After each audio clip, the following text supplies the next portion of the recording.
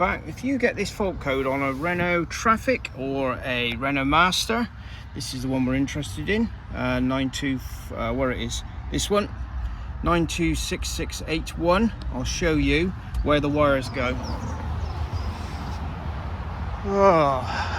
So this one's been into a workshop and they've pulled all the wiring out, and basically what you have is a battery sensor there on the battery, right? So just there. Now the red one, which is pin 1, that one should be 12 volts, and that one, which is pin 2, which is a pink wire with a black stripe, should be a LIN bus signal. Okay, now it wasn't. This one was open circuit and so was this one.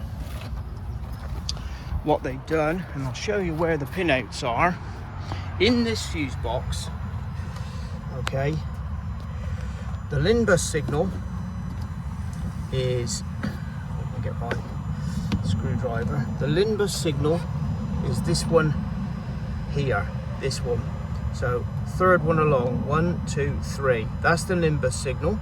So black plug, as you look at it like that. Third one along the bottom. All right, that's LIN bus. The 12 volts is supplied by a separate little fuse box that's not even labelled, and that's down here, and that's this one here. Okay, that one there. All right, so that's your 12 volts to the battery monitor, and that there, third one along, pink with a brown, pink with a black stripe, is your LIN bus signal for your battery monitor. Okay. So if I now turn the ignition on, and we've got loads more faults as well that will come up. Okay, so what I'm going to do is if I clear these now, let's see what comes up. Engine stopped, cleared, read. So the only one we've got left is stop start.